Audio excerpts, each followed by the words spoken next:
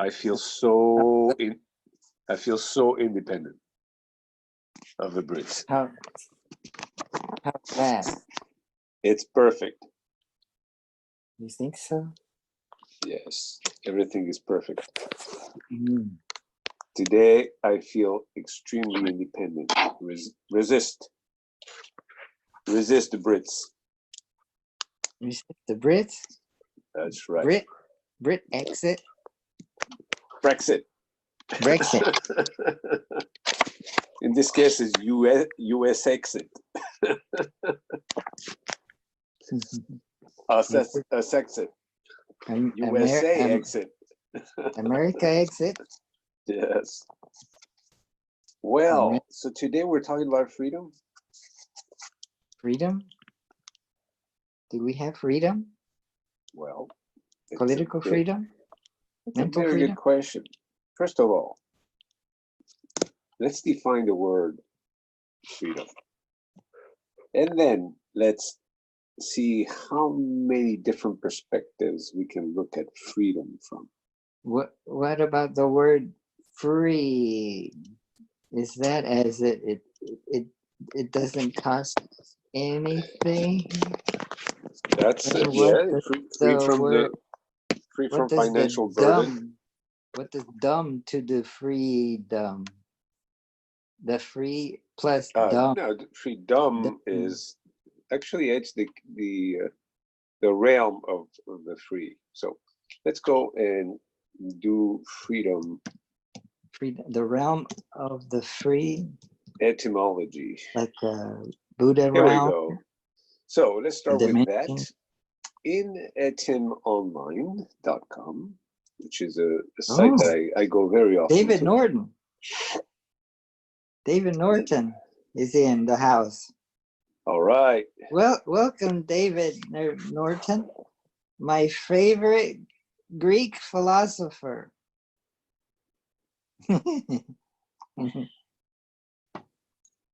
Happy 4th of July. We missed you. I think he's muted. Saturday. I think he's either you have to unmute him or I unmuted myself. How's that? Can you hear me now? Now you're free to unmute yourself. Oh, good. Good. Happy Independence Day. Yeah, right, huh? Okay, so when are we going to start this, Jairo? We started already. You're recorded, so okay. We're already on the record. Oh, okay. So what you talking about? Freedom. Oh, that's a good thing. Independence Day. Today is we study the notion of freedom. So I'm sorry? I say, is there such a thing? That's the question of the day.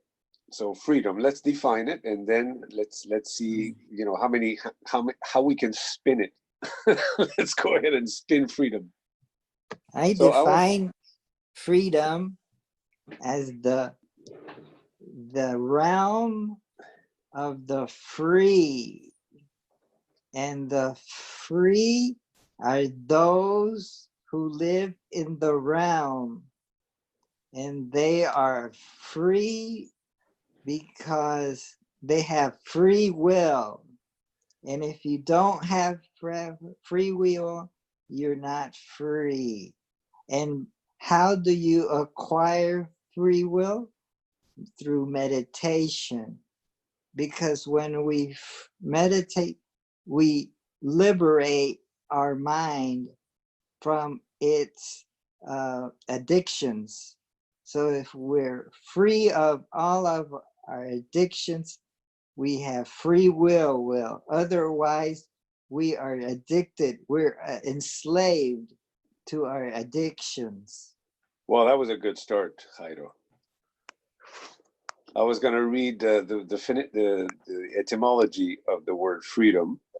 So I'll add to that. In here, they write Old English freedom, power of self-determination, state of free will, emancipation from slavery, deliverance, exemption from arbitrary or despotic control, civil liberty. That from the 14th century, meaning possession of particular privileges. And similar formation of Wolf-Frisian freedom, Dutch, boom. And then they quote here, John Calhoun, 1816, in the House of Representatives. It has been said by some physicians that life is a forced state. The same may be said of freedom.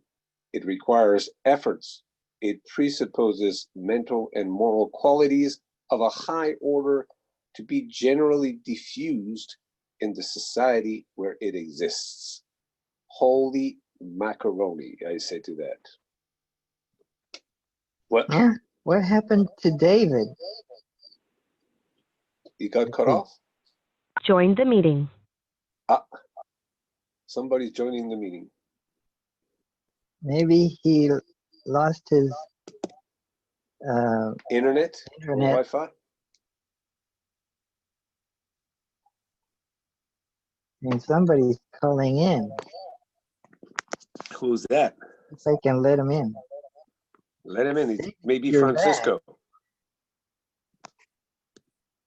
Do I let him in? There's a waiting room. You guys still there? Yes. Yes. I got cut off for some reason. I don't know why. Mm. All right. So, There's the call-in user. so the first definition you gave of freedom, Jairo, I think was from the Buddhist perspective, where we are free of our addictions and our wants and our aversions and repulsions, phobias, compulsions, etc., etc. So freedom from our own wants and dislikes. And here in the etymology of the word, they talk about self-determination. And of course, what Calhoun says here is, I don't know if you heard that, David. No. I was in the etymology of the word. Well, they talk about self-determination, a state of free will, emancipation from slavery, deliverance, exemption from arbitrary or despotic control, civil liberty, possession of particular privileges. And this is a good one. Possession. What particular privileges do we possess, the three of Hello. us? Call-in user. And Who then are you? Hi, Hyro. Oh, God. Hello? Oh, who is that? Chris? Yes. Oh, hello, Chris. How are you?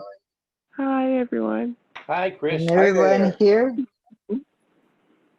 Let's make Welcome the four of us, the three to musketeers the plus D'Artagnan. meditation on freedom. Well, Jairo, introduce us, because Chris to me is a first time name in this Zoom gathering. Yeah, me too. Yes, that Not this really. is Chris. She's joined us in other meetups like Dance Stoics and other things that have come about. And there's Interesting. Well, David Norton. That's me right here. He's been in Dance Stoics meetups, haven't you? And others. What's that? And you've been to Dance Stoics meetups, meetings No. through Zoom? You haven't tried that? No. On Monday and Friday? Whoa, Dan. Yeah, okay. Yeah, I know Dan's. Yeah, right. But you've been to his meetups, Oh, yeah. haven't you? Through Zoom? Lately? No. Through Zoom? Via Zoom? Can you hear me, David? Yeah, I can hear you.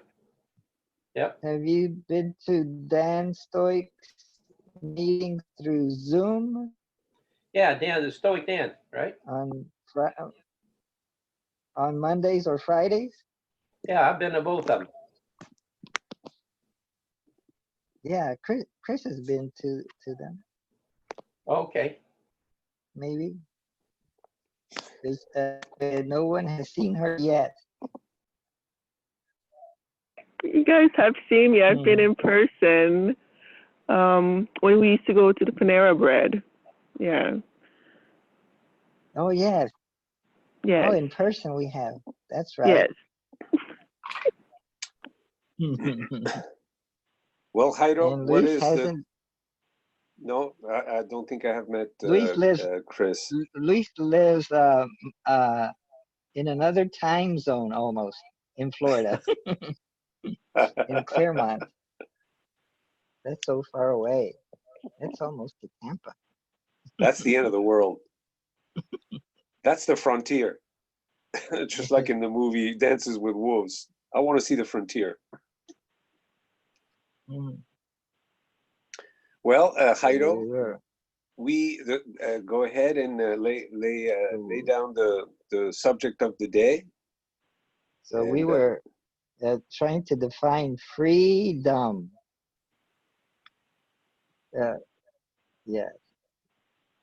And Luis Del Pino looked at the definition in what, etim.com? etymology, yeah. I always look at the root of the word, the etymology of the word. It changes throughout the time, but within the different aspects or definitions or understandings of the word, it gives you an idea what the word was supposed to mean when it was coined. And so I'll read it again here in Etymology Online. It says freedom, power of self-determination, state of free will, emancipation from slavery, deliverance, exemption from arbitrary or despotic control, civil liberty. Here, this one is very interesting. Possession of particular privileges. And I immediately asked myself the question, what particular privileges the four of us enjoy? And then there's a quote by Calhoun, John Calhoun, in 1816 in the floor of the House of Representatives. And he writes this, and I think this is beautiful in and of itself. It has been said by some physicians that life is a forced state. The same may be said of freedom. It requires efforts. It presupposes mental and moral qualities of a high order to be generally diffused in the society where it exists. So there goes nothing. We have a lot to spin and a lot to kind of break down. So who wants to start? You start, Jairo.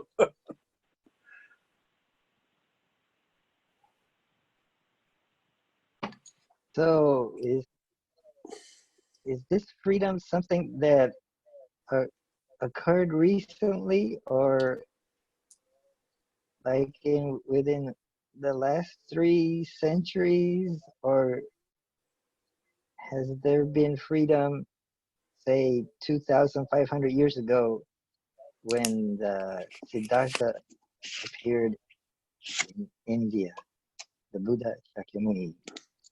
Was there freedom in India I to wouldn't. allow him Yeah. to think and Well, meditate? I'll volunteer an answer to that one. I don't think there is a specific time, and if there was a time, we will never know it, because it was a long time ago in a galaxy far, far away.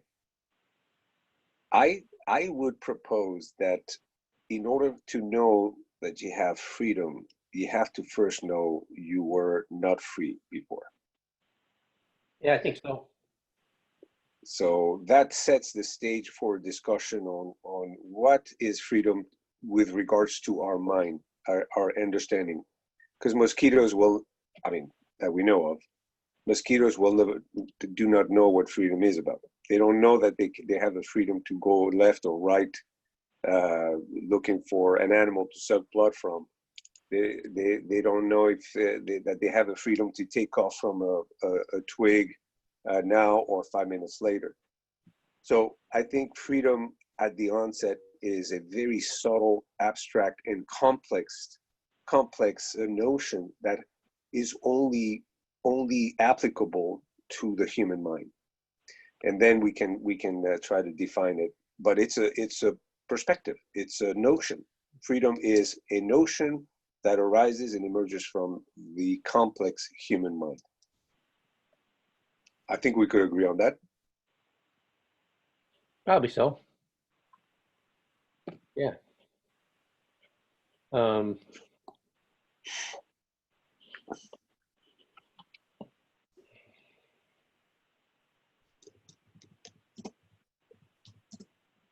So Chris, do you have any comment on this? I do. There's this quote from this TV show called The Handmaiden. There's this woman, what's it, Aunt Lydia. She says there's freedom to and there's freedom from, or something like that. I was trying to look for the quote, but it was just kind of interesting because in a state where, I'm not sure if anyone have seen this, but it's basically where handmaidens are, put to work, and where society has basically changed from being a democracy state to being a totalitarian regime by Gilead. But what is to say? Hold on one second. Once I find a quote, then I'll say something. Mm-hmm. So I like that concept, Chris. Freedom to, freedom from. This brings me back to the first definition that Jairo proposed, which is more from the perspective of the Buddhist thought, which has totally everything to do with the mind and how the mind is attracted towards things, and it is repelled from other things. So it goes to things, and it runs away from things. And of course, the mind is attracted to pleasant feelings, pleasant sensations, pleasant states of mind, and it is repelled by unpleasant, all of the above. So in a sense, freedom would be running towards pleasant, away from unpleasant.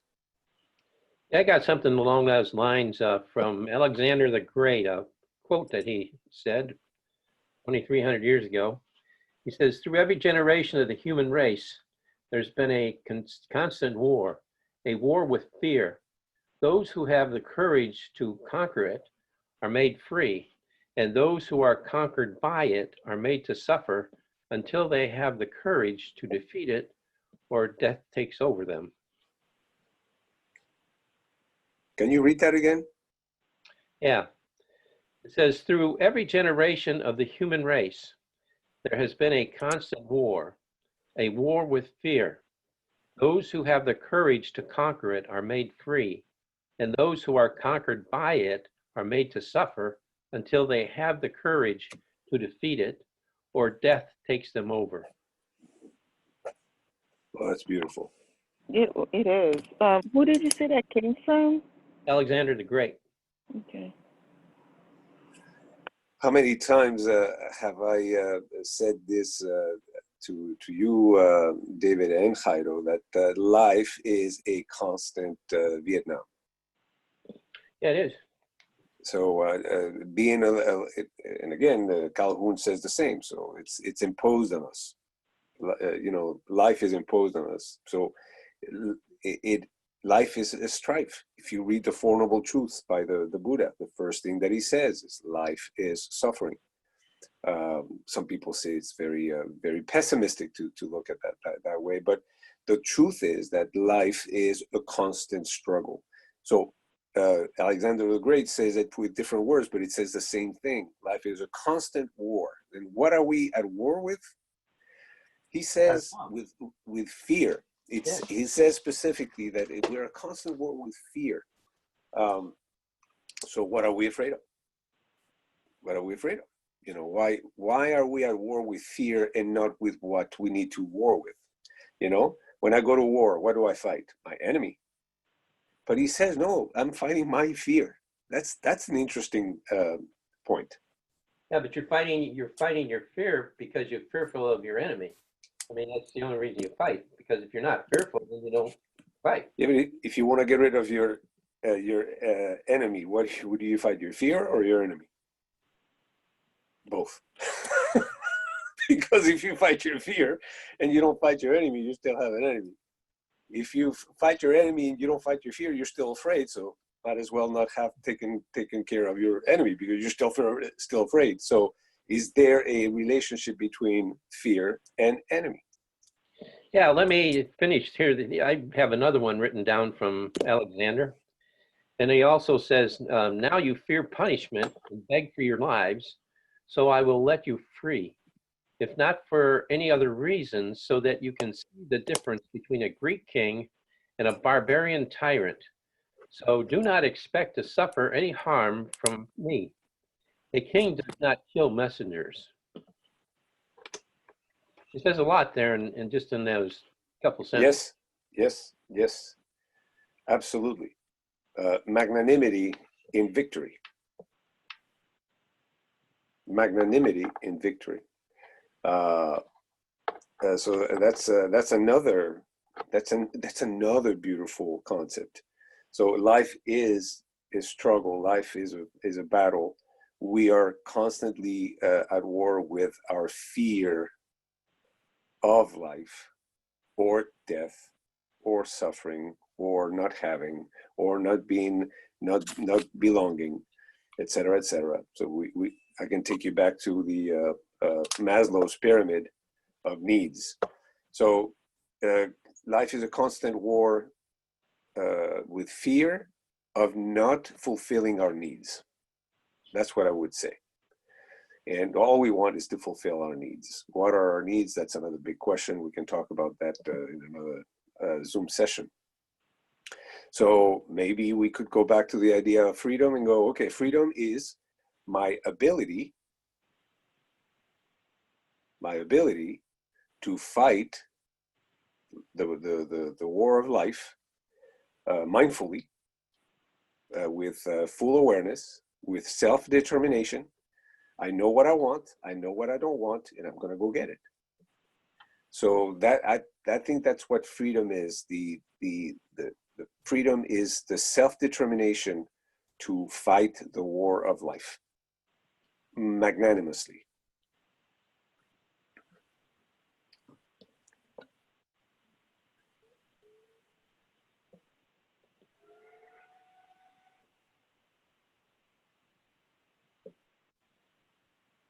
What do you guys think? Yeah, I think you're right. I got another one for you. This one here come from Plutarch. I don't know if you ever heard of him or not. Mhm. But anyway, Plutarch says the real destroyer of the liberties of people is the person who spreads among them bounties, donations, and benefits. Now, this here takes a little bit of thought to think about in order to relate it, I think. That's what I would summarize that by money for nothing. You know the song by Dire Straits? Yeah, right. There's nothing more dangerous than money for nothing. So if you want to undermine freedom, give stuff for free and get people used to that, so they don't have to fight their own battle of life. And then people become soft, they become complacent, and they don't do anything because they're used to being fed. That's why it's important to show somebody how to fish instead of giving them a fish. So Plutarch was very, very bright in that one. So should we charge for this meeting? For whoever wants to pay for it, sure, absolutely. Should we Because charge for not the everybody- internet? For the internet, should it be free or should we charge for it? Well, how many people you got? What about water? Should we Yeah. charge for water? It's air. Should we charge for air? Well, those are very good questions. I think there are some fundamental needs that should not be commercialized. I agree with you. We should not Do we take all the charge air. for medical care? Right? Yeah. You can say no, we should not, but who's going to pay for it? You know, should we make the doctor take care of somebody for free? And how is he going to pay for his own bills? How is he going to feed his family? So those are very good questions. And I think there are some fundamental things that should never be commercialized. And that's water, air, earth. Well, earth, you're going to have to, because you have to have your little parcel, unless, you know, my place is your place is my place, and we don't have a place to stay. Any place is good to stay. But water and air, I think those are just fundamental elements that should not be commercialized, of course. What about education? Education is an individual thing. Should it be free? Education is free. Going to school is free, but somebody pays for it. We still pay for it. So It all it is depends. free. It all depends how you look at free, because the thing is, nothing is ever free, because Right. you have to take and spend time to learn whatever it is that you're going to learn. So there's a sacrifice of putting the time in. So time is, has a value to it too. So you're paying the price of spending the time, no matter what you learn. And the thing is, our institution is free to learn what they will. So they can go after what they will. I would rephrase your questions, Jairo. What benefits should be social? And you can say that education should be a social benefit, a benefit of the collective for the individual, paid by the individual, through the collective. So basically closing the loop of the social contract. But because it's so important, health, education, and defense used to be that, because there was a lot of warring of countries, but I think we're in the 21st century, we could dispense with defense. But let's talk about health and education. I think they should be fully available to the individual from the collective, provided by the collective for the individual, and paid for by the taxes of the individual that is living and taking advantage of the collective. And I have a very I should say, a very Zen way, yin-yang way of understanding the social contract. And the two things that I believe are very important are health, and I'm talking about physical health and mental health. That's a lot, that's always been on the wayside, and now we need more mental health than physical health, because the way society has evolved, we become more complex mentally and socially, and there's a lot of strife in mental health, which is not typically not covered well, not understood well. We don't teach well about it. But I do believe that health and education should be two totally available services to the individuals, and of course they have to be paid by through taxes from the individuals. What about car insurance? Shouldn't that be free? Okay. That's the The thing is, when you're talking about having something free financially versus free as freedom, those are that's it's a different thing. You're talking about one is a value of something in the society that you live in, and the other is free as the person as a soul, as a person.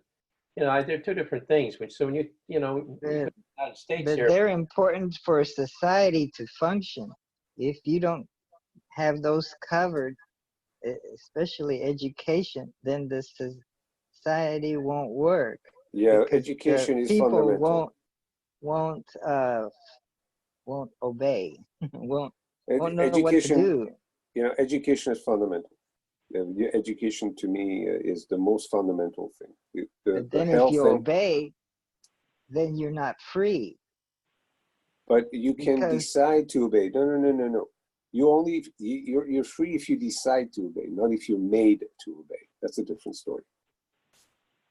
but what makes you decide to obey? Your knowledge. There's a carrot or a stick. So you decide to obey because of the stick, that's fear, or a carrot, there's a benefit that you see. I could say, forward. yeah, of course. If you don't like society, you can step out of society and go live with the monkeys in the jungle. Good luck with that. So of course you want to belong to society because you are human and you are gregarious. We're not really human if we're not living with other humans. We don't participate, create, collaborate with other humans. So that's what we makes can us human. decide to wear the mask. We can, if we live in California, we're wearing a mask out of fear that if we get caught not wearing a mask, we might get fined. Not necessarily. Some people here in wear Florida, we decide to wear the mask because it's the right thing to do. The right thing to do. It's the right thing to do. It may protect someone else since we don't know that we may have it, because there's the possibility that we may be individually be asymptomatic. So we should assume that we've got it and then wear the mask. So we should take that route of logically, and then we wear it. We choose to by our thinking, our logical thinking, and care for others. We decide to wear it, and not because we're told to, but we can choose to wear it. Did you mute yourself? Yes, you did. Yes. Chris, what do you think about all this rigmarole we're going around? Honestly, I think the point Tyra was making in regards to education being free, I guess medical care being free, housing being free, and being, I guess, whether it's like a want to obey versus, forced to obey. Of course, those in line, depending on who you are and, if you're more of an individualist or community type of person, but in reality, like you're saying, eventually, as humans, and it's not just humans but animals too, we want to belong. We want to come as a collective. We want to be part of community. Yes. And so, in essence, it's kind of like you have to weigh and, I guess, battle, in essence, your wants versus the needs or wants of others. Absolutely. And it's difficult because for some, it's kind of like they have their own moral or spiritual battles within themselves when it comes to freedom. For some people, they want to just kind of, I guess, not have to pay for housing, education, medical care. In essence, I mean, all that is, in a form, if you think about it, and I don't want to be, I guess, like, dwell on the past, because, like, I guess the Buddhist thing is to not think about the past, or, to think more forward, thinking and progressing and kind of flow with where you're at currently. Mm-hmm. But realistically, if you think about it, education, how did that stem from? Where did it stem from? Because back in the days, like the natives and just general tribes, in different cultures, the Aztecs, all different types of people, they were individuals, but, collective. And how did they learn? Where did they get their education from? They learned it from each other. There was no, There was Yes. no fee for it, but as a community, they bartered. They were able to build houses. They were able to advance in technology and weapons and education and housing and things of that sort. And it's similar to the what's the group now? The Amish people here, where they're still in the back of, they're not really progressing in technology like we are. They're not really Yes. I guess, forced to do a lot of the things or progress similar to us, but Absolutely. they still pay for land because it's part of a requirement for society, and they still follow many of the rules that we do, but they still do their own, I guess, bartering and working as a collective without having to exchange money for paying for shelter, education, because they all teach each other and they all work as a collective. The only thing that's different is they do it for the community versus whereas they're bound to doing it all for everybody else. I don't know if that makes sense. So. Makes a Oh, and makes a lot of sense. And I also found a quote for the one I was speaking of, and she was saying there is more than one kind of freedom. Like I said, freedom to and freedom from. In days of anarchy, it was freedom to. Now you're being given freedom from. Don't underrate it.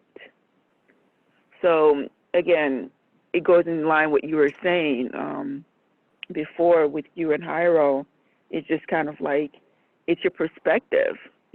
Some people, they fear as though, like with police, they need freedom from in this day in life. And then there's some that are like, you know what, we need freedom to be able to have our police forces.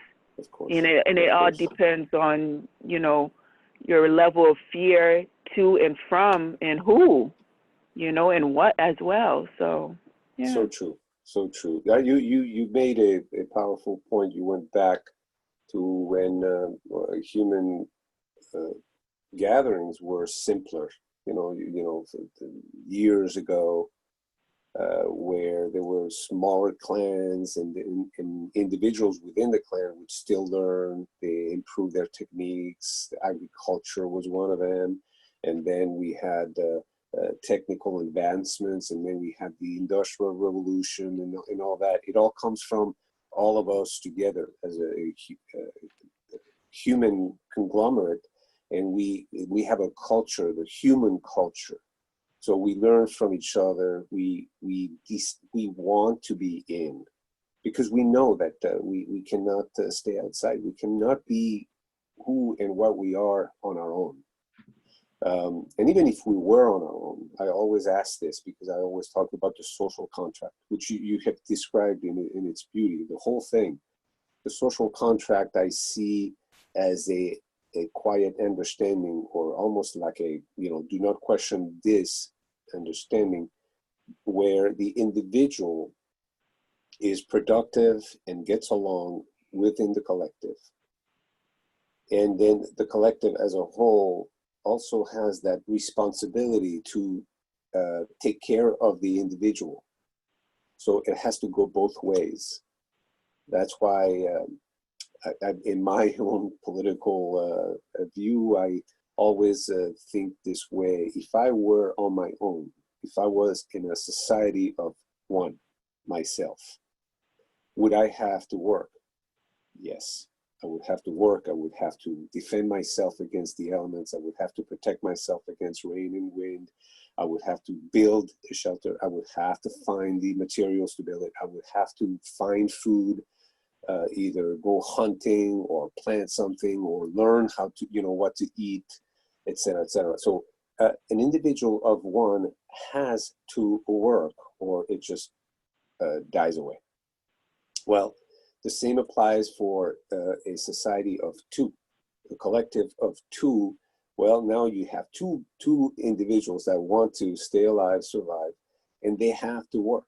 But the advantage is that two can help each other. Whereas when you're on your own, nobody helps you. It's just nature against you, you are against nature. So with you have two people, well, when you're building the shelter, one can hold the pole, the other one can tie it. It's much faster, more efficient, and so on and so forth. So as the collective grows, the individuals are still the same, but just the complexity of the collective grows. So you have a big collective of humanity, and then you have sub-collective, maybe countries and this and that, and then it goes down from the collective of humanity all the way down to collective of your own family, your neighborhood, your job, your community, etc., etc. But it's always the same thing. The individual has to work, has to produce, and then because that individual is in the collective, it has to collaborate and create and get along and play with the rest of the other individuals. So that's why the individuals that think that the collective should give them something for nothing in return, that is a big mistake, because if nobody does anything, there is no collective and there is no individual, because if you don't work, nothing happens. So one thing that needs to be understood, I think, from everybody is like, there's no free ticket. And David, you were saying that somehow before, is like, there's no free ticket. Somebody has to do it. Somebody has to work for it. And the best way to understand this and to have a more harmony within the individual and within the collective is that we all have to pitch in. We all have to work. And then within our means, we all work. We all pay taxes. So then the collective is able to allocate those taxes to better serve the individuals. And of course, that should be for the individuals that are having a harder time coping for whatever reason, because they live in an area that has less food, or they live in an area where education was, or they live in an area that was decimated by social problems, wars, social tensions, inequalities, etc., etc.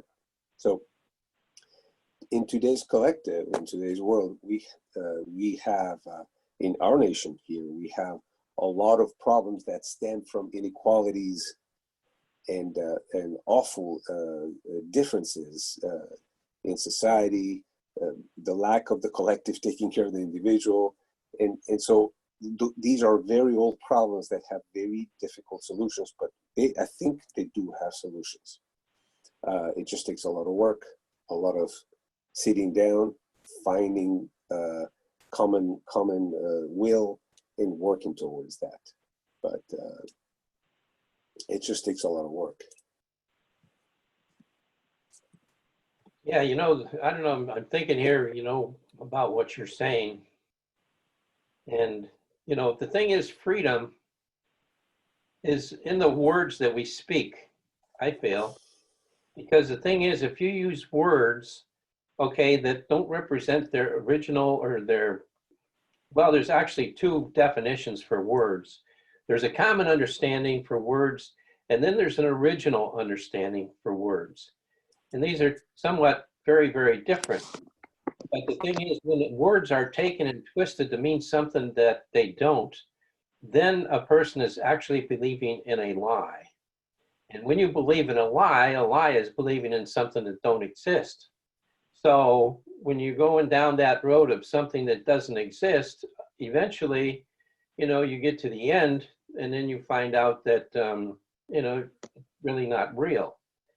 And unfortunately, throughout time, there has been periods of time where they have taken and tried to control language, and it goes back, number one, to me, to Constantine, and even before that, when Rome came out with the Latin language, okay, to supersede the Greek language. But they took a lot of the same things and the same gods and give them a new name, And actually what it did more than anything else was to confuse things.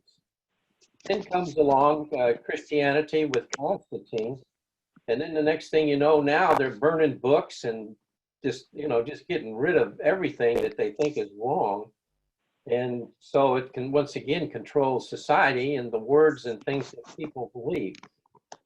And right now we're going through that same sort of thing, the way I feel, because of the fact that the internet is trying to take and control definition through the internet by saying that this means that or that means this or whatever, without looking at the variables, without looking at the synonyms, because the internet is not geared, okay, for variables.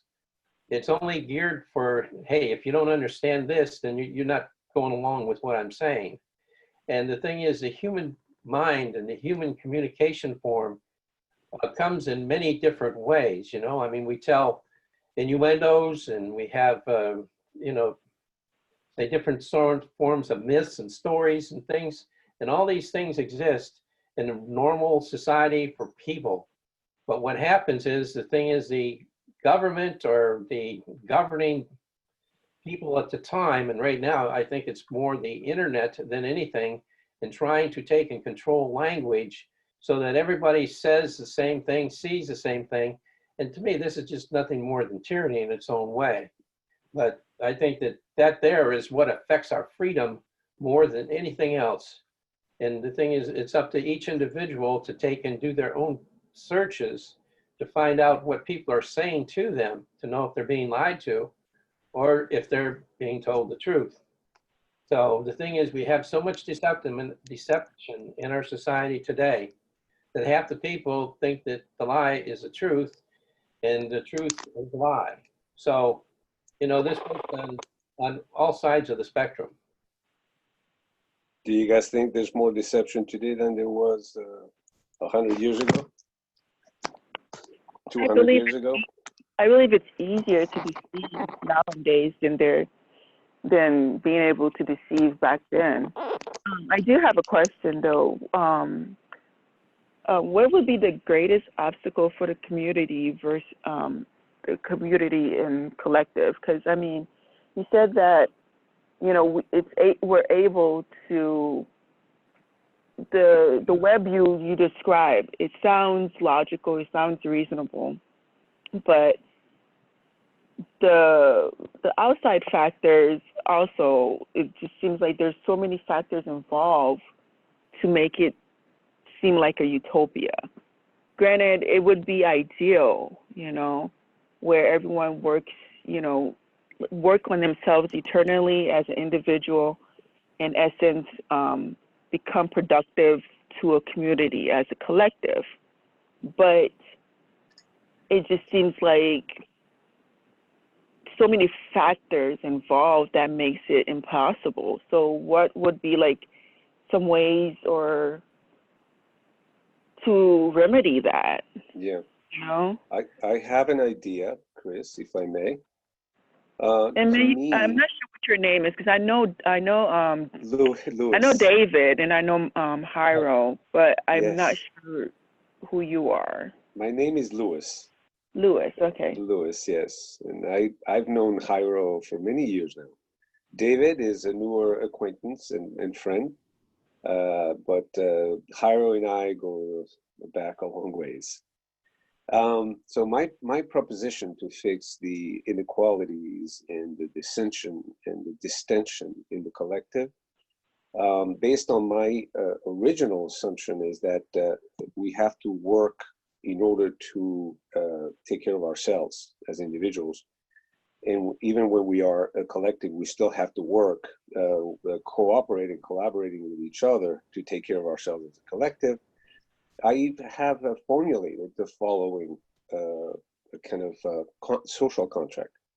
I say, well, the individual has the responsibility, the obligation to be productive within the collective. How are you productive? By working, of course, because that was set up at the beginning, because I knew that being by myself, I had to work no matter what. So just because I am with 2, I still have to work. If I'm with 100, I still have to work.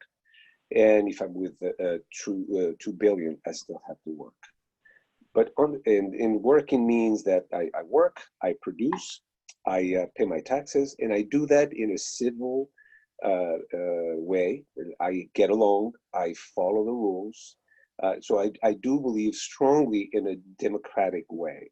You know, where we vote for laws and we follow them, and if we don't like them, we change them. So I am very, very democratic in that sense. So, but there is an obligation of the collective towards the individual, and that is absolutely fundamental. If the individual has the obligation to play by the rules and work and pay taxes and get along with, you know, everybody else, the collective has the reverse obligation. That is to guarantee that the individual can work and guarantee that he has the knowledge and the education to know the rules of the game. So, you know, you cannot be a mindless individual and function in society. You have to be educated. So that's why I feel education is fundamental. It has to be provided. It is a right, a guarantee. And so education and health must be a guarantee. And you But, might want but since somebody has to pay for it, and it has to be paid with taxes of the individuals towards the collective, I feel, and this is the most important thing that, you know, when I say it, a lot of people kind of look at me like you're crazy. The collective government or the society we live in, the country, must guarantee that if I want to work tomorrow, I can go ahead and punch in and go to work and get paid for it.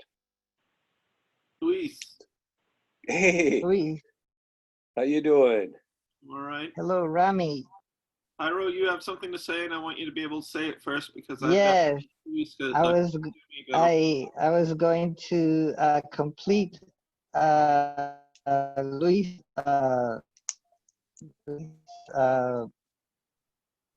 theory of happy society by adding The that social yes, contract. The yes, social the social contract. contract must include meaningful work with decent wages. Yes, yes, they have to be And dignity. Yes, decent and wages, very and important. and Luis says that it should guarantee that every able-bodied worker has available work for them. So there should be zero unemployment or pretty close. Well, the only Ideally, unemployed would be the people that cannot, because of physical, very harsh physical conditions, quadriplegic people that are also, they cannot be on the phone, for example. You know, you can have somebody that's paralyzed, but that can still take phone calls and help people, do social work, et cetera, et cetera. So it would be, that would have to be somehow legislated, understood, and really managed. But any able body should be working. Somebody but that is completely disabled, whether physically or mentally, that those are the exemptions. I also want to add or complete Luis's social contract by acknowledging that the people that work are, could we not classify them as the working class, because in the collective Everybody works. there probably has to be a class that does not have to work, and those would be the upper class that oversees the society somehow, that manages the capital You still have to, and the well, resources. listen, Maybe it involves a managerial class that is part of the working class, but they're the very top of the society that steers the society in certain directions, if you have a lot of work, and they perhaps don't really work per se. They're kind of just there making sure everything's working. They don't. Well, I that's don't know work if you can anyway. call that work.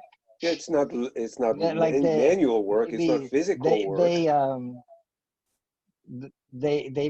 they oversee society so much that they set their own salaries, kind of like Congress does. So Okay. do they really work? I guess they do, but Of course, they work. they're They work for supposed themselves for sure. they work for themselves. Let me ask you something, both of you guys. Jairo, I know that you're single. Luis, are you married or single? I'm married. I'm a married man. You have any children? Yep. 2. Okay.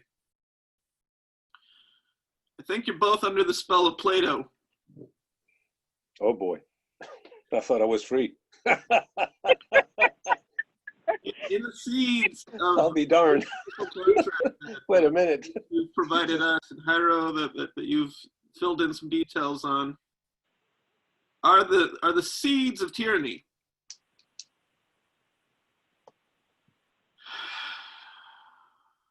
You both appear, at least, to think that work is the goal. Work is not the goal. Freedom is the goal. Work is Freedom a necessity. I'm sorry? Work is a necessity. Freedom Work is a necessity. necessity, but freedom is the goal. And I'll tell you why. Because as you increase in populations, as soon as you start applying tools, then the amount of work necessary to support the collective, which that's a phrase that you've introduced, the number of people it takes to, it's people times tools, the number of people necessary soon drops off in terms of workers in order to provide the necessities, whatever the necessities are. And more today because of automation. Exactly. I mean, I know this because I've written some automation that's literally removed jobs and removed needs for people out of the headquarters of the company I was working at to have to go fly across the world I anymore. know where you're going with this. If I may answer your first point, I agree with you that as you become more efficient, more technologically savvy, you need less people to do the same work. Okay, no problem. So that does not, and I can prove the point right now. Go out in the street, look around you, and see if we are fulfilling all the needs of ourselves, individuals, and the collective. And the answer is no. The answer is no, because the streets are dirty. There are people living under bridges. There are people that need health care and they don't have it. They need mental health care and they don't have it. There are people that are destitute and nobody's taking care of them. So the collective, they cannot take care of themselves, or maybe they don't want to. That's a question, but we can manage that too. And then, but obviously, no matter how technological we become, no matter how the private workforce does not need any more people, the social responsibility of the collective towards the individual is not met, and we have to take care of that. If I put everybody that's out of work right now to clean streets, to clean rivers, to clean the beaches, to take care of people that are in the street, forsaken, to take care of the homeless, to take care of the people that are depressed in their corner, the people that are suffering, I could employ the whole of the population. And of course, that is not free because we all pay for it through the taxes that we pay when we work. And the people that are doing social work are also paying taxes. So everybody pays. No money for nothing, no chicks for free. And that exemplified how you're under the spell, because you said, if I. Okay. You just went from a we to an I. And Jairo hinted at this. He said, well, I mean, isn't there, because he already started to build the hierarchy in his head. The spell of Plato is the idea that you have these philosopher kings who run the show. I didn't talk about any They're philosopher kings. philosophy kings. They could be financial oligarchy. They could Oh, no, be I didn't entrenched talk about that. bureaucracy. Yeah, It- but it Jairo could- said that. I it could didn't be say that. monarchs, but it's philosophy kings. That's the No, spell. I didn't mention that Jairo did. In my perfect utopia, everybody pays. Everybody collaborates. The individual always pays for the collective because that's the price to pay to be in the collective. So even if you have a lot of money, let's say that you have great education, you have a lot of money, and you don't have to work for a living, you still have to pay for being part of the collective. That's your tax. That's giving back to the collective that made you, that allowed you, gave you the factors to become rich and affluent and smart. Right. So there is no king here. Because in my collective, you and I are exactly this. We are human beings trying to make a living together, trying to get along. Yes. And the more culture, the more understanding, the more cooperation, collaboration. So Right. no king. Thank you very much. No smart guy telling me how to live my life. No, excuse me. No, you don't. I know what I need. You know what I mean? You cannot do that. Orwell showed that you cannot do that. In fact, the collective has a set of people who rewrite the language. In other words, the operating system that people use so that they can't even think in terms or necessarily see that they're being directed according to a certain philosophy. Well, we go back to the very first definition of freedom that we gave at the beginning of this conversation, which is a self-direction. You have to, if you know what's going on and you decide, then you're free. A slave in Egypt, pulling a big stone behind him and being lashed 20 times per second, could be free. Not physically, but mentally, yes. So life is a struggle. Society is a struggle. Going to work is a struggle. Paying your bills is a struggle. Life is a struggle. There's no doubt about it. But as long as you know, as long as you, in your own self-reflective awareness, you know what the heck's going on and what you can do about it or what you cannot do about it, if you can, make any changes or escape, say, okay, well, this is not a good condition. I don't want to be a slave in Egypt. So the first occasion, the first chance I have, I'm getting the heck out of here. Forget it. That is a free man. If I am living in society right now and I see my society in strife, inequalities, no changes, my thing would be, I don't need to run anywhere because at the end of the day, I'm okay here. I'm not a slave pulling a stone. But I feel that maybe I should make some changes in the politics of this country. I'm aware that, wait a minute, let me finish this. This is very important. I should make some changes politically in this country. And I know that whether I vote for one or for the other, it's not going to change. So, so I need to make my own political party, my common sense party. Is democracy overrated?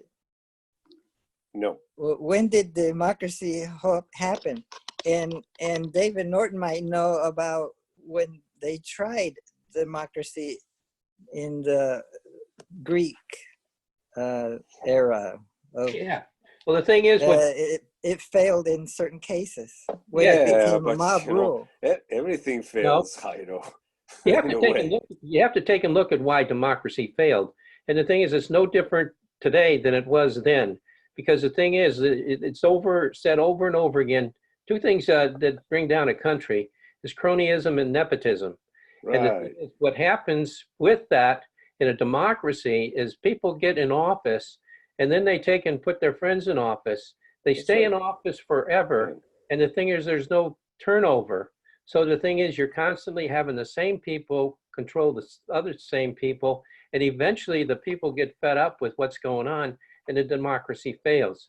And usually it turns into, anarchy of some sort. I mean, this is nothing new, and you can take a look at these quotes from over 2,000 years ago as to how this whole thing falls apart and becomes a mess.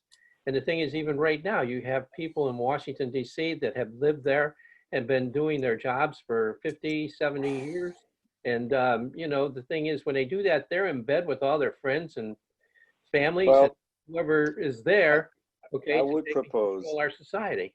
David, that and Jairo, that democracy is not perfect as a system, but it's the least worst of all systems.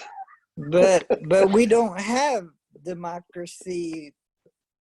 Okay. We have what Republicans call a republic Right. A with democratic republic. representation. Well, listen, we can criticize And the so system. when we go to vote, we're voting for Okay, change it, what it, it's Jairo. no, it's converted into Yeah. delegates, and Yes, they're I the ones that understood. do the And voting. listen, we all know the problems that we have, but criticizing the system is not going to change it anyway. No, So either we build something but different. we have to understand So what's going on. yes, And yes, also, if there was perfect democracy, there could be mob rule, and there could be voting by passion and lack of knowledge of what's going on, and Yeah. so we could end up with somebody that's totally going to ruin the society, listen, or I that in all levels of of course, society, like of down course. to the Listen, city level. I make a comparison here. In my work, I'm a manager. I manage a business, and it's a collective. The business that I manage is a collective of human beings, of individuals. All And I'm sorry, all businesses are collective. it's just like that. You know, Governments are all collective. a country is a business. You know, the business of life, but it's a business. So you have to see what the problems are. Nothing is perfect in life. If you think that something is perfect in life, then you are outside of the human realm. Mosquitoes may think life is perfect. They don't know any better. But human beings, because we are so complex in our way of thinking, we always find something that would be better. You know, whatever our utopic situation is, it's up to each mind. But again, we need to remember we're a collective, so we have to agree on what heaven and earth should look like. But so all changes have to be deliberated properly. When I make changes in the business, when I make decisions, when I say, well, we're going to do this, we're going to do that, I am very careful to think the over deliberately. Okay, so what is the problem? What is the perceived problem? Because sometimes I think there's a problem, but it's not a problem. So you have to talk, you have to get people together, you have to say, okay, so what do you think about this and that and the other? There's always, you know, a whole array of considerations and opinions, but at the end of the day, well, I have to make the call. And in a sense, Who is making the call? I make the call through the votes of the individuals because Who I are am you democratic. to make the call? Are you I the am- king? I get the votes. I'm the I think- political party, the common sense party. I think what They he's vote for saying is me. the votes counted is what he ends up That's making right. for everyone. So like if Very good, everyone Chris. voted 1%, everyone gets Very a vote. So you tally it Yes. up, and then that ends up being what ends up being See? done. Excellent, Chris. Versus it being just his opinion and saying, hey, you know what, this is it. But I do That's have, right. Rami, your question, or I guess your statement regarding automation. Yes, of course, and just society in itself. And I don't know if this will make sense or not, but yes, as time progresses and as history, continues, of course, a lot of things become automated, and yes, people become to the point where I don't want to use isolate or whatever, become obsolete or whatever. Obsolete. Right? Thank you. That's what you're trying to say? Yeah, they're redundant. It's We don't need you dead. anymore. Exactly. We have machines Thank you. now. Get out of my collective. I don't need you anymore because, I have machines doing the work of 1,000 of you. So please disappear out of my life. You're very inconvenient to me. Thank you. Yes, that's the word. I'm trying to remember it. But Right. But the thing is, we as humans, and again, back to what everyone's, I guess, general thing is education. So every Yes. machine takes away one person's job, but as time goes by, I don't know if you guys are aware of this or if you've noticed it. We as humans are able to become fallible. So we invent new ways to find jobs, to find a Yes. means of surviving, you Mhm. know, and in that turn makes it where I don't know where we expand in not just technology but new ways of innovation, you know, because Humanism. but How's because that happen? huh? How does that come about? Is that come about naturally through Um, innovation or I think prayer or it comes a government? combination of just force, force and naturally, you know, because when you're in a state of think of it as like the caveman. You know, the caveman he needed to find a means to basically survive. So he ended up creating fire. Why? Because he was forced to. You know, not only forced to, but he was forced because he needed to as well. You know, it was something he wanted. Now, if he didn't, then he would not have survived. So in turn, he ended up finding a means to create fire, and because of that, he was able to survive. I mean, granted, there might be a female too. I'm not trying to be sexist or anything, but anyhow, so then it's the same thing with like in this day and age, a lot of us are out of jobs. So now we have to struggle to figure out ways to make an income. You know, a lot of companies, in essence, use the internet to ship things. Before it used to be people would go to department stores or have you, and now it's like everything's becoming online. You know, people doing things online, whereas like, because I know a lot of businesses, they didn't want to do the online thing because they were like, you know what? Why? I have no need to. I don't want to. But now because of this pandemic, it's forced them. And then a lot of them now they say, well, being online has actually increased their revenue, you know? So it's kind of like it's not, it's in life, it's sometimes it's not one or the other, but just having a combination of both or maybe several other things, you know?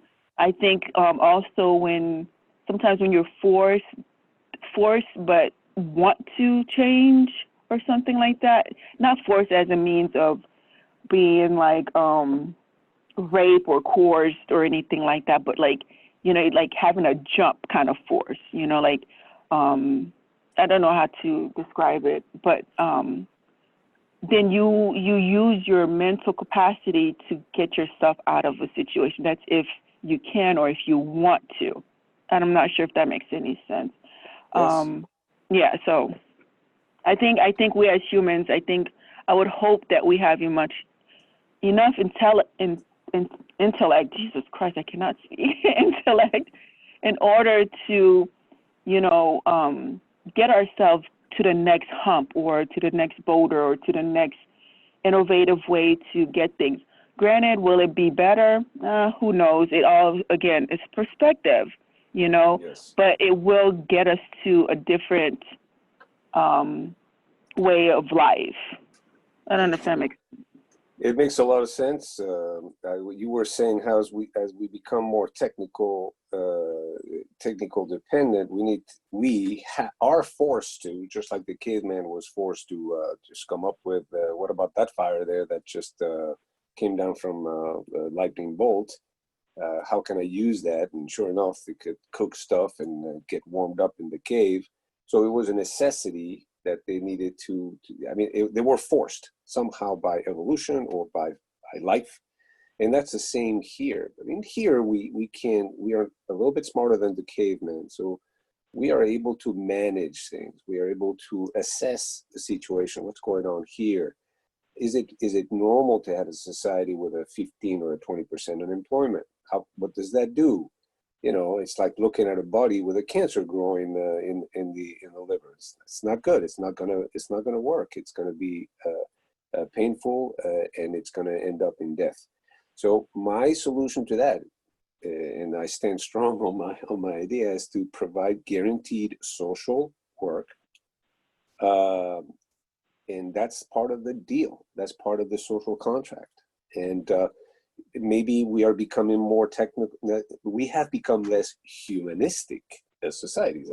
I think, well, everybody will agree with me that the way things are going in the 21st century, yes, technology, beautiful, we're doing great, AI and all that stuff, we're smart, but as a collective, we are sick. We are sick.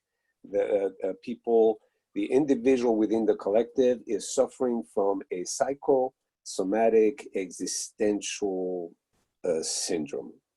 We don't find meaning, we don't find hope, we just don't believe in anything. All we find are problems. We can't get a flipping job. The budget is always like, can we spend more in education? No. Can we spend more in healthcare? No. But if there comes a pandemic, all of a sudden we pull a credit card and we whip $3 trillion out. Wait a minute. I thought we didn't have any money. Where did this come from?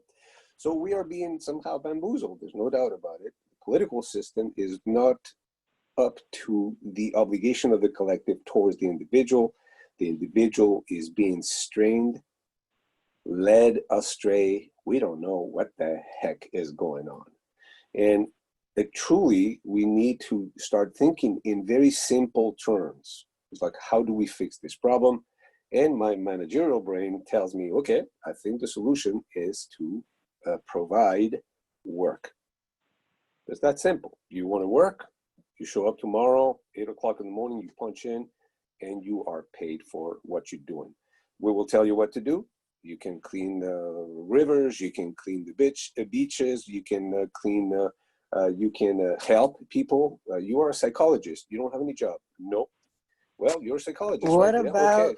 We will bring you people so universal you can help them, et cetera, et cetera. income?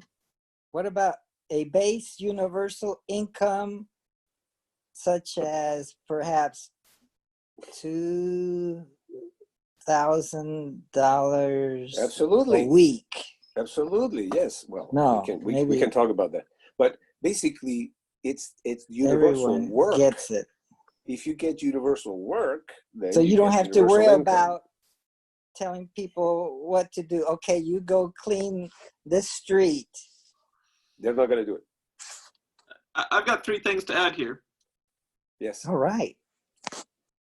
The main thing I think is really going to increase the understanding of the collective here. So hopefully I've got your buy-in with that tease.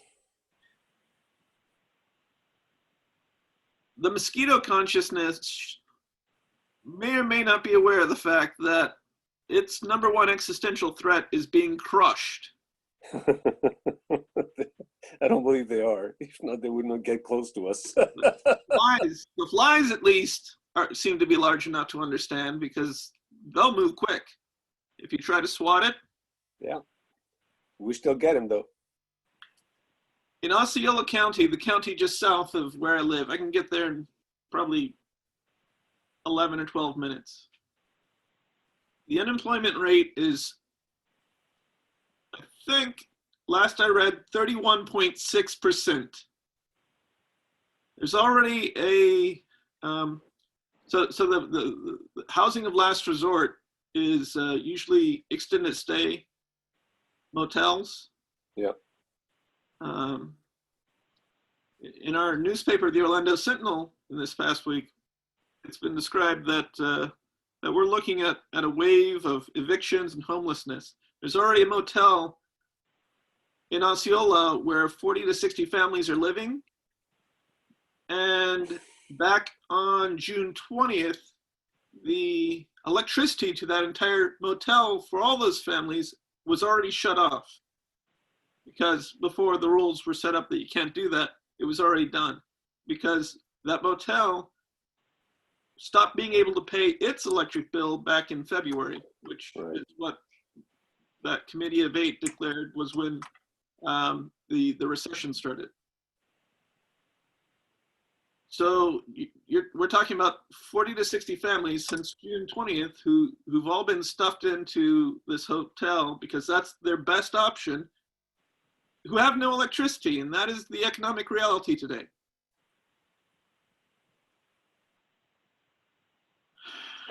How is it in Orange County? Not as bad? Well, I think Orange County it's the heart of the Seminole, Orange, and Osceola are those were all creations starting with Orange County. In the 19th century, it was all one county. It's Mosquito County. Mhm. Mhm. So we need to understand the economics. And in order to understand the economics, we have to look at, I think we have to go back to the classical liberals. The time from between feudalism and capitalism and before socialism, okay? And the key there that the moral philosopher was the term that that was assigned to economics, the study of economics, the science of economics at the time. People like Adam Smith or Cresare or Blackstone or John Locke. These people all understood, and the French physiocrats as well, these people all understood that when it comes to production, and we are not taught this, by the way, we did not get this in 20th century public education. When it comes to production, there are 3 factors: natural resources, labor, and capital. You can think of capital simply as tools. Just that, just tools. Okay, it might have been Abraham Lincoln who said that the first capital is labor, because when you take your labor and apply it to the land, you're able to produce a tool. All right, and these tools are what create efficiencies, and these efficiencies enable a collective so that not everyone necessarily has to be working all the time. In other words, here's another side of the whole situation. You've got to have a recognition of the fact that not all work is paid. Someone who raises a child, someone who does the dishes at home. My Common Sense Party will pay for that. I appreciate that, Louis. Yeah, because when you, I mean, it's very simple. If a man, let's say that, you know, in the old ways, a man goes to work, he's married, his wife stays home with the kids. So his minimum wage, working a social work, you know, we're talking about there is no work, there's 20% unemployment, and this gentleman goes to the social work program. He says, hey, there's no work out there, I can't find anything. Give me a punch card, I'm going to punch in. And this gentleman is going to make a minimum wage that's going to be based on 2 things: where he lives, his zip code. Because zip code X, the cost of living is this. Zip code Y is that much. So it has to be, you know, and that is easy. You know, you can go to the reports and hey, what is the regular cost of living in New York? This much. What is the regular cost of living in here? This much. So that minimum wage should be adapted to that, but also to the fact that he has a wife that prefers to stay home to take care of the kids because she feels that's the best way. So that in my Common Sense Party, that is allotted for. There's a risk involved in that. That risk, someone's going to say, well, wait a moment. Well, is that mother doing her job? So what do? Do you install cameras in the home? In every room of the home? To make sure that the butts are being wiped while the children are being potty trained so that the collective can look in and make sure your dishes are done on time? Those are very good questions, Barry. You could put sensors in the washing machine, dishwashing machine. And Well, I will say this for the defense of the Common Sense Party, is that we cannot fix everything at once. we'll get to that problem. We'll get to that problem later. How about that? Jesus, Chris, if you have something more to share, I want you don't want to to come. You don't want a political party. You want a magician with a wand.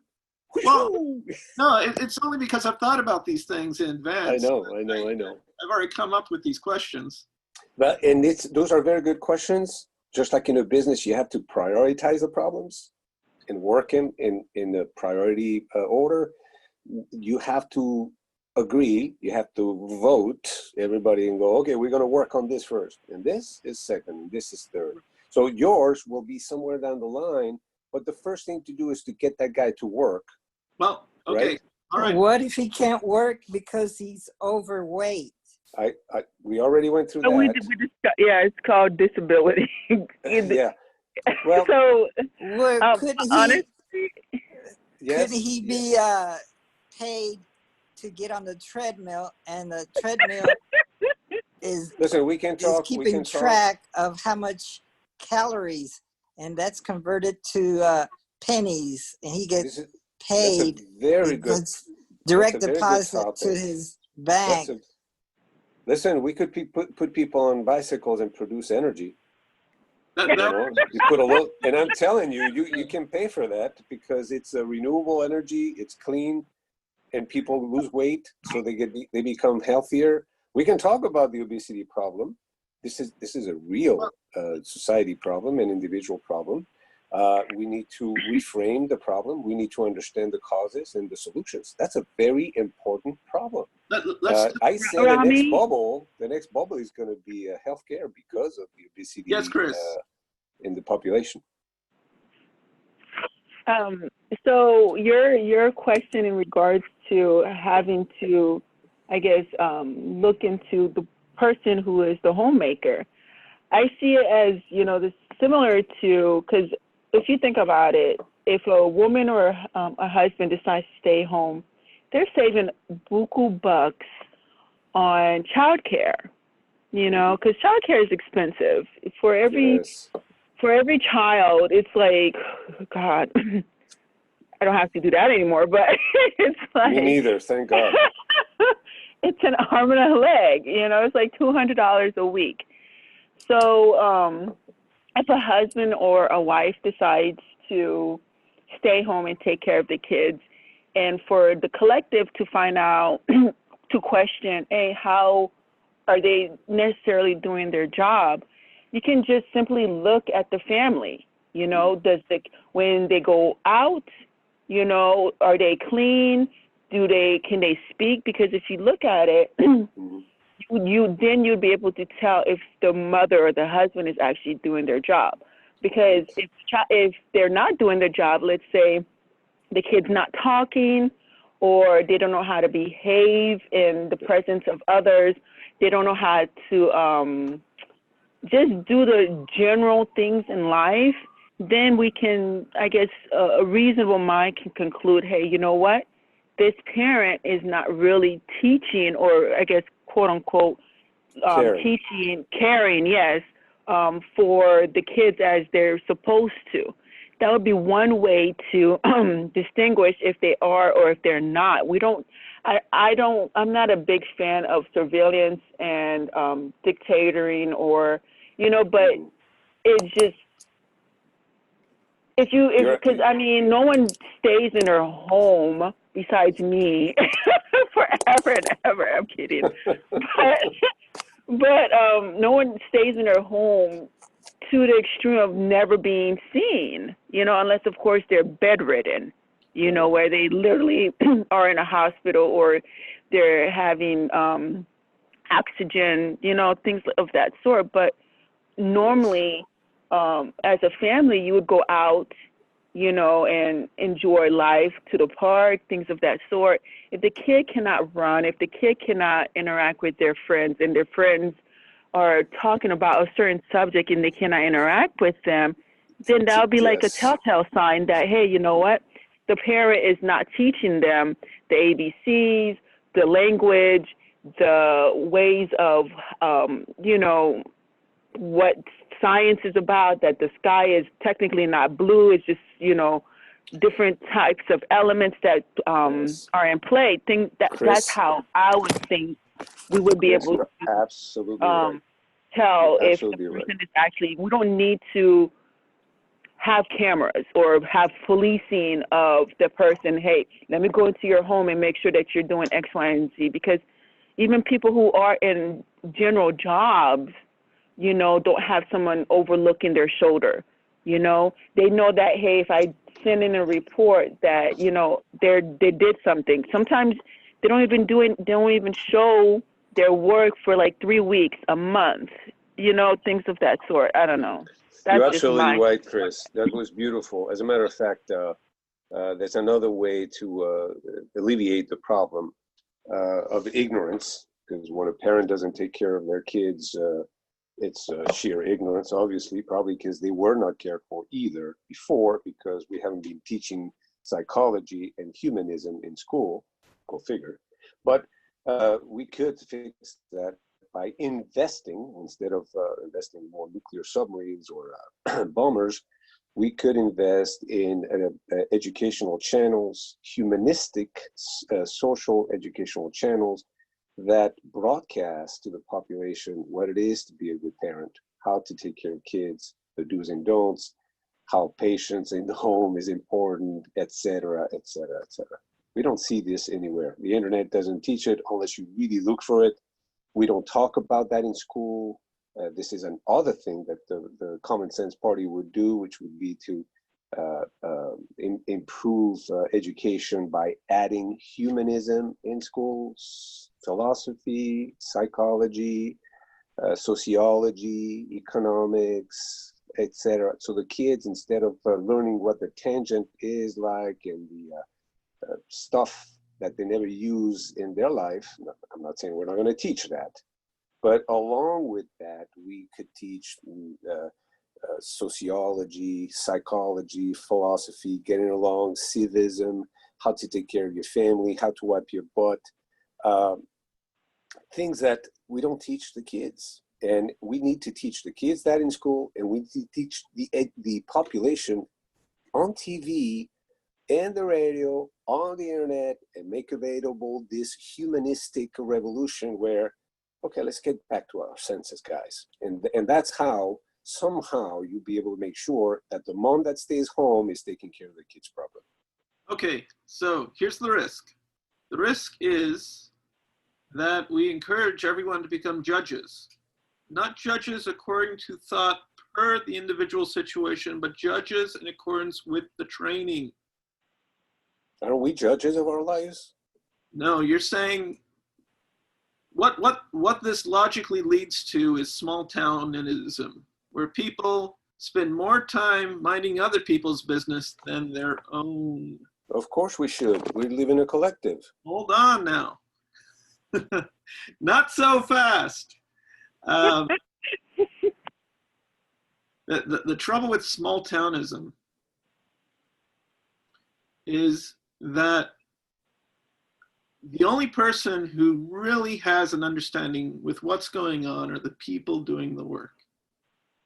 However, if you make it a situation where everyone's a judge,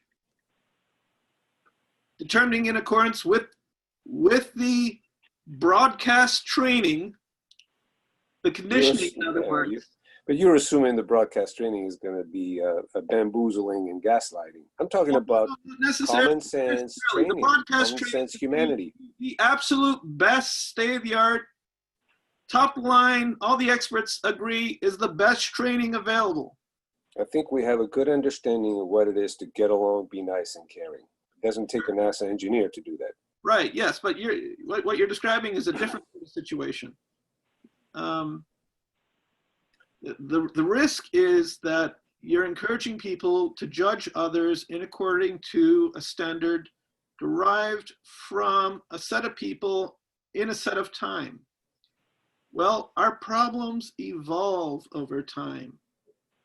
And the training, the thing about education, especially higher education, is if you want to learn how to do something 20 years ago, or 40 years ago, or according to a set of rules that are a century old, then you rely upon the experts. But if you want to know how to solve a problem right now, the level of thinking that took place previously isn't necessarily up to the task of solving the problems of today. And that's how Eastern society, this happened in China, this happened in the Islamic world. They come to this height, they establish these orders, and then things de-evolve. Because the active process of applying human ingenuity to solving the problems lessens, while the idea of sticking to the norm increases, and then that creates a world of externality. What I was talking about, does that sound like extremist or dogmatic or anything? I mean, I think you've got the seeds of it all in there. Oh my gosh. Okay, so I think I hear your concerns, Rami, but my take on it was just general understanding of I mean, realistically, I think as humans, we okay, so I hear your concern loud and clear, because at the end of the day, it's kind of like, you know, if you plant a seed, there's a chance that it will grow. And when it grows, there's weeds and it gets out of control. But where I was coming from is that we as humans need to have faith as well. Okay. And without that, you know, it's kind of like we might as well just be policing and surveillancing everyone. You know, my thing is if a parent is, you know, is a homemaker and taking care of their child, I would think that it would be the benefit of the parent to do what's best for their child. And me as part of the collective would anticipate that the mother would want that for their child, you know, so therefore I wouldn't have to police and therefore I would not have to judge. Granted, that would happen. Of course, we're all going to judge to some degree or whatever, you know, that's just humanistic of us to do. Well, is there a way to eradicate that? Possibly, but I'm not concerned about that, to be honest, at the moment, because we are humans and we're flawed, you know. But I understand there's ways to, you know, correct what we want that is flawed if we want to. Because again, for me, I don't believe in forcing people to do things they don't want to. You know, because if you force people to do things they don't want to, their heart's not in it. It becomes sloppy. It becomes not valuable in any shape or form. But back to the parenting of, you know, of the household. Again, at the end of the day, it's faith. As a collective, if you would have faith in your group, you would have faith that the mother or the father would take care of their child by teaching them what is reasonable in order to, I guess, produce or be part of the collective, whatever that means for the collective, you know, similar to, and I know I keep bringing this up, but the Amish people, you know, it's like everyone has a role, you know, I'm pretty sure they have faith that, hey, you know what, this person's going to do what they need to do in order to complete this. This person has this job, and, you know, you just have to have faith that they're going to do it at the best of their ability, you know, not the best of the ability of me or this person or that person. Of course, this is just, you know, wishful thinking on my part and seeing it in a greater scheme of things. you know, but if you put that into, I guess, reality form or whatnot, then it's just kind of like there's always going to be flaws. But that's Of just course. my solution, Chris, you know, you're so right. for your question that you have. That's just, I don't know. Chris, you're Does absolutely that make right. any sense? I don't It know. makes a lot of sense. You're on point. And yes, in some Amish families, there's going to be disruption. The father is going to be OCPD and he's going to mistreat everybody, or the mother is going to be whatever. So there's always that exception to the overall rule where humans typically tend to play nice. So we don't have to police everybody and hey, what are you doing with your kids there? So you are right on point. You are looking at it, and rather than faith, I would talk about the positive outlook with expectation of humanity going forward instead of going backwards. So I like everything you have to say, Chris. I think we are looking at this from the very same perspective. The devil is in the details. How do we manage that? But the fundamentals, I think we agree on that. So bravo to you. All right. Let me continue the idea of expanding the collective understanding with respect to the economics. I view economics as the study of human decisions. That's the definition I'm going to apply to that placeholder word. There are a lot of definitions to economics. That's the one I'm operating under. The study of human decisions. When you're talking about Schopenhauer, we call that the human will, but it's all right. It's the same thing. Okay, thank you for that. When we're talking about, let's go back to how the classical liberals understood what were the means of production, because the economics that most of us were taught just eliminated or underplayed or subsumed natural resources into capital, labor and capital. When you take the three factors of production, natural resources, labor, and capital, and you reduce them down into two, capital and labor, which is what Marx did, then you can apply Hegel's dialectic and move a society any which way you want. Marxists are a billionaire's best friend.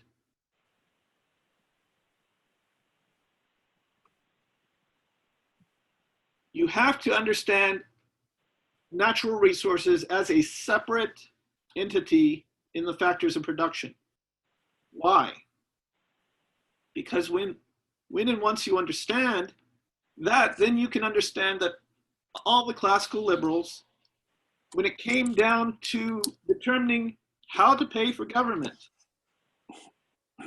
what would they tax? Would they tax labor? No.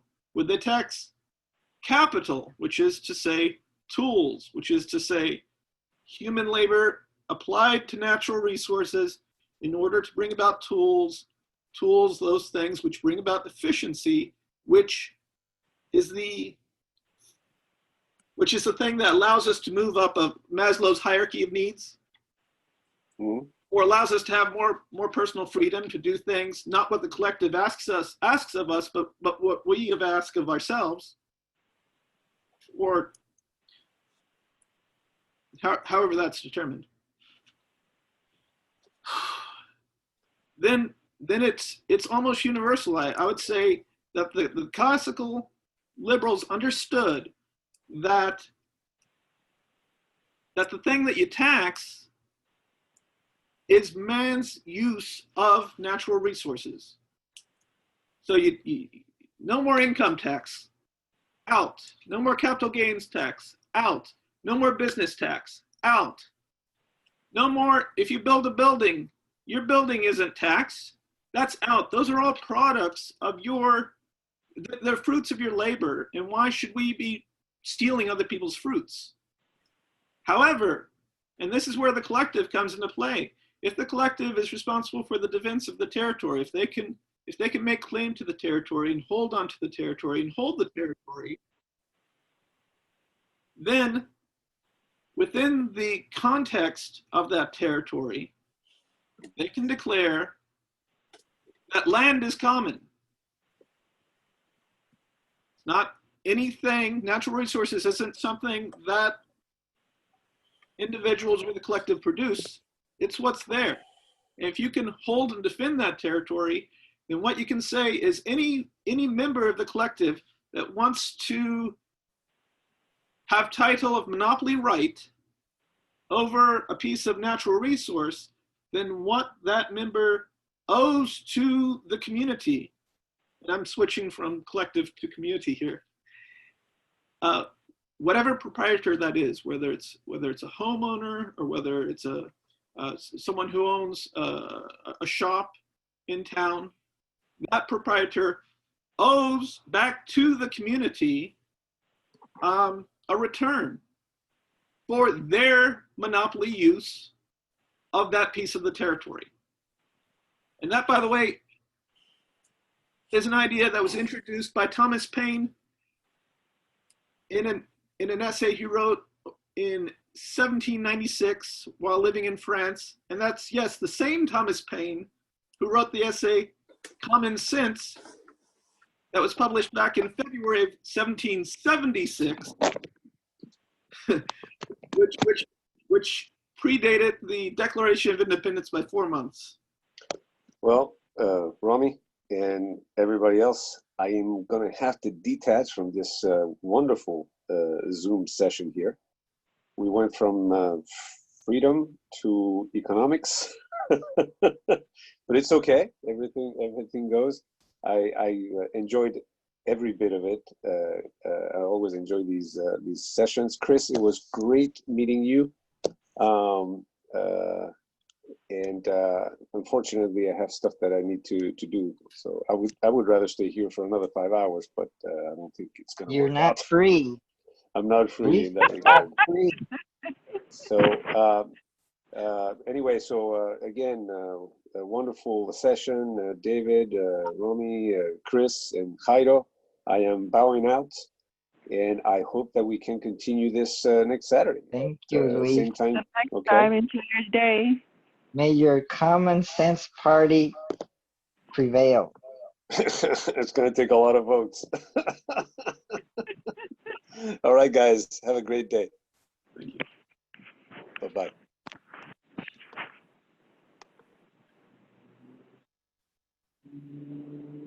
We have a visitor from Japan.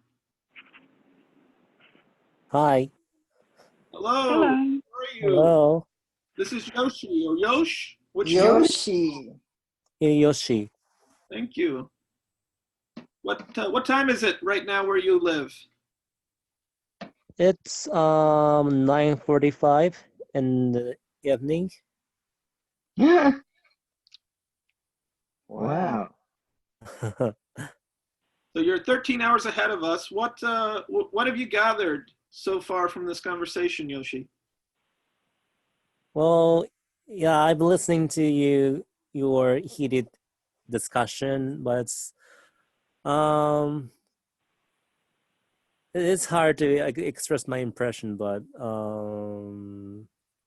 what? Oh, it's yes, it's kind of difficult to impress my expression. Sorry about that. It's Well, you come from a whole nother place with a whole nother history. yeah, right.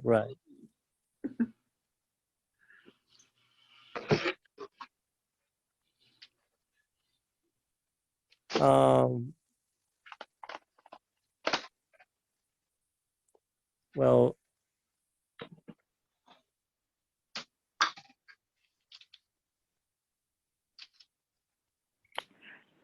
Hey, Rami, sorry. Were you finished with what you were saying, or did you still have more? I could go on with that stuff for another 5 hours, but I don't want to dominate and I don't want to monopolize. Okay.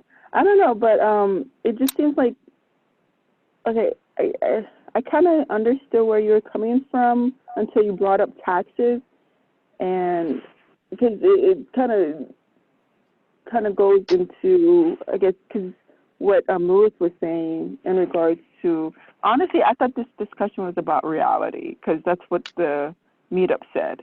And then we switched to freedom, which kind of confused me. And then, I don't know. But nonetheless, I'm kind of flexible in whatever topic we discuss. But my thing is, and I don't understand, I guess, your conclusion on, in regards to how freedom and also, I guess, the concept of how do we determine if a person should be, how to determine if someone is actually doing their job in regards to taxes. Because, I mean, that's in itself kind of a different subject altogether, because, I mean. How do the two connect? Because they seem like very Yes.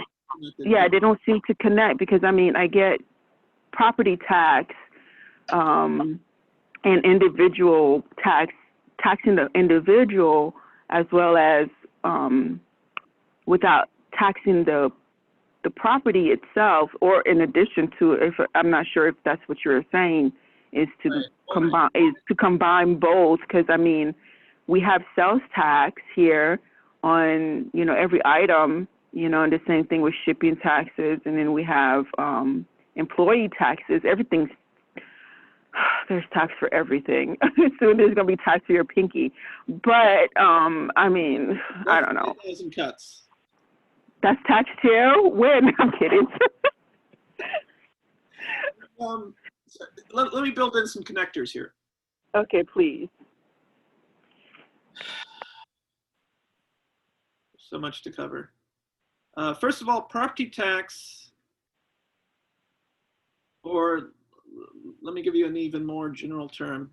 I wish David Norton was still here, because he loves words. He loves etymology, the study of the history of words, how they develop, how phrases develop.